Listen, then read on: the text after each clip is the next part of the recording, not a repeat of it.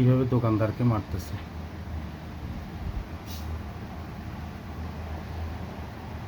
Mohiuddin shutter টানতেছে।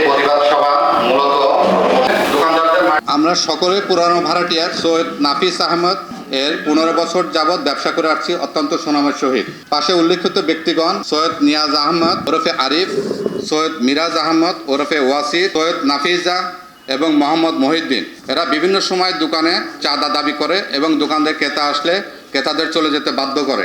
তাদের মধ্যে মোহাম্মদ মহিউদ্দিন আইন মন্ত্রণালয়ের উপসচিব তার বড় ভাই বলে আইন এবং থানা পুলিশ তার পকেটে এই বলে হুমকি দেয়। আমাদের জমিদার সৈয়দ নাফিস আহমেদের সাথে মামলাধীন অবস্থায় আছে। মামলা নম্বর 152/2024, জেলা জজ আদালতে 5/2025 মামলাধীন ও বিচারাধীন অবস্থায় আছে। এটা তাদের একান্ত পারিবারিক বিষয়। মোহাম্মদ মহিউদ্দিন ও তার ভাইয়ের নাম ব্যবহার করে স্ত্রী এবং শ্যালককে নিয়ে গতকাল 27/5/2025 রাত 8টায় হুমকি প্রদান করে দোকানপাট বন্ধ করে দিতে বাধ্য করে। আমাদের পার্শ্ববর্তী দোকানদার জোহরা ফার্মেসি নামক দোকানে তালা মেরে দেয়। পরবর্তীতে সৈয়দ নাফিস আহমদ উনি এসে তালা খুলে দেয়। এরপর উনি চলে যাওয়ার পর রাত 10:30 পুনরায় মোহাম্মদ মহিউদ্দিন ও তার স্ত্রী এবং শ্যালক অতর্কিত হামলা করে দোকানপাটে হামলা চালায় এবং মোহাম্মদ মহিউদ্দিন ও অন্যান্যরা দোকানের মারধর করে, শারীরিক নির্যাতন করে এবং জুতা নিক্ষেপ করে, যার ভিডিও ফুটেজ আমাদের কাছে আছে। বর্তমানে আমাদের প্রতিষ্ঠান এখনো বন্ধ অবস্থায় আছে।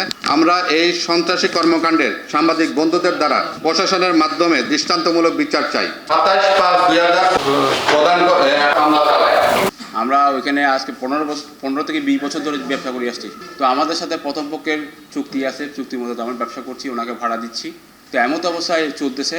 এরপরে গত 2 বছরের মধ্যে ওনার আরেকটা পক্ষ, ওনাদের আরেকটা ভাই ফ্যামিলি ছেলেরা আপনাদের কাছে এসে বিভিন্নভাবে বিভিন্ন সময় এখন হুমকি দামকি দিয়ে টাকা চাঁদা দাবি করে, তারপর এখানে আমাদেরকে বিভিন্নভাবে কটূক্তি করে, কাস্টমারদের সাথে মিসবিহেভ করে, আমাদেরকে বিভিন্নভাবে হুমকি দামকি দেয়। অ্যাটলিস্ট গতকাল প্রায় 8টা সাড়ে 8টার দিকে ওনারা এসে আমাদের এখানে এসে অতর্কিতভাবে জোহরা ফার্মেসিতে এসে ওনারা হামলা চালায়। হামলা চালানোর পরে ওই দোকানে তালা দেয়। এমত অবস্থায় আমরা ল্যান্ডলর্ডকে বিষয়টা জানাই। উনি এসে আমাদের টাকা তালা খুলে দেয়।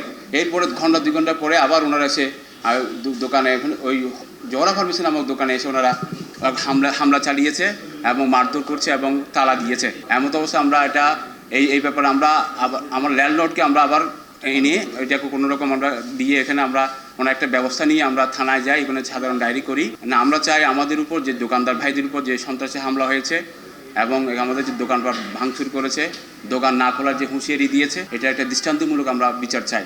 হঠাৎ আমরা দোকানদারি করতেছি, ওনারা আসে দোকানটা বন্ধ করে দিতে চাই। মানে বলতেছে তোমরা দোকানদারি করতে পারবে না, বলতেছে আমাকে আর আমার সহকর্মীকে মানে বাড়ি করে দেয় দোকান থেকে।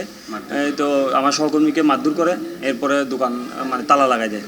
এখন আমি আসলে ডায়েরি করছি এই জন্য যে সবার পক্ষ থেকে যে ধরেন আমার নিরাপত্তার একটা ব্যবস্থা আছে।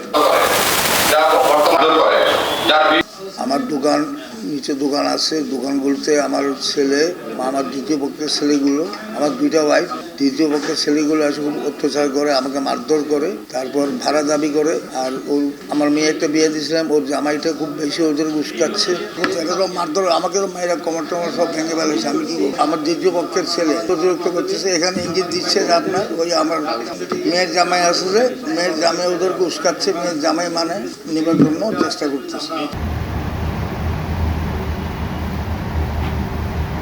দেখো কিভাবে দোকানদারটাকে মারতেছে।